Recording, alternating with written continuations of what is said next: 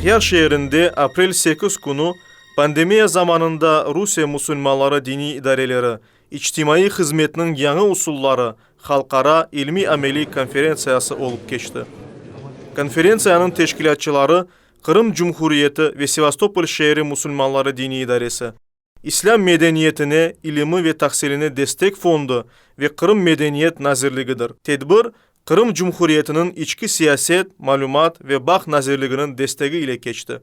Tedbirde Kırım Cumhuriyeti'nin başlığı Aksyonov Sergey Valeriyevich, Akyar şehrinin gubernatoru Razvajayev Mikhail Vladimirovich, Rusya Federasyası Prezidentinin aparatından İçki İşler İdaresinin dini teşkilatlar ile çalışıp boyunca meslihatçı Guseva Yulia Nikolayevna, Rusya dini idarelerinin muftileri, alimler ve diğer musafirler iştirak ettiler. Tedbir, ananevi olarak Kur'an tilaveti ile başladı.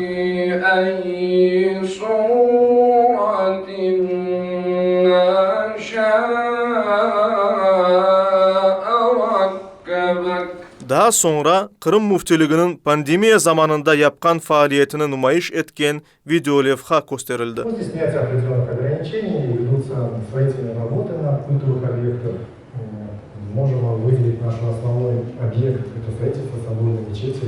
Bundan sonra sözge çıkan Kırım muftisi Hacı Emir Ali Ablayev herkesini selamlap, bütün dünyanı kavrap algan pandemiyanın Allah'tan bir imtihan olganını, onu sabır ile kabul etip, hastalıkın ogunu almak için ellerimizden kelgenini yapmak gerek olganımızını kaydetti.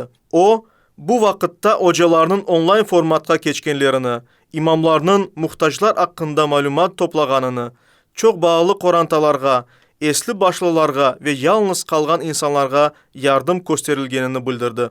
Elbette ki bizim burada olan imamlarımıza, rayon imamlarımıza, din cemiyetlerimize buradan büyük teşekkürlerimi bildireyim. Onlar çok hizmet etmekteler. İnsanlara her zaman anlatmaktalar. Bugünkü devletimizin koyduğu kanunlar, mesafeler, maskesi, temizlik meselesinde, cuması, bütün dualar, insanların içinde olanlar. Çok hizmet ediyorsunuz. Hepinize büyük teşekkürler. Bu münasebetle o, halkının yanında olan din erbaplarına teşekkürünü bildirdi. Bundan da gayrı, o pandemiyanın en dehşetli günleri her bir insanın ömrü için kureşken hekimlerge teşekkür etti. Mufti Efendi, Kırım Cumhuriyeti'nin hakimiyetine operatif ştabının teşkil etilivi, vaziyetini tolusunen kontrol etkenleri ve Cumhuriyette stabil vaziyetini temin etkenleri için teşekkür bildirdi. Nutkunun sonunda Hacı Emir Ali Ablayev İslam medeniyetine, ilimi ve tahsilini destek fonduna bir sıra dini marif leyhalarını geçirmeye yardım etkeni için minnettarlık bildirdi. Kırım Cumhuriyeti'nin başlığı Aksyonov Sergey Valeriyevich ve Akyar şehrinin gubernatoru Razvajayev Mikhail Vladimirovich sözge çıkıp konferensiyaya davet etilgenleri için minnettarlıklarını bildirdiler. Onlar koronavirus hastalığının darkalığı zamanında Kırım Müslümanları Dini İdaresinin işini efektif şekilde teşkil etkenini kaydeterek Kırım muftisine bu münasebetle teşekkür ettiler.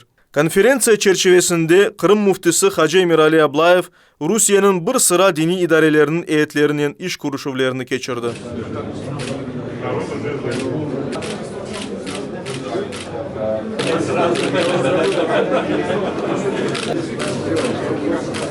Konferensiya yekunlengen son, istegen musafirler için Büyük Cuma Cami kuruculuğuna ziyaret teşkil etildi.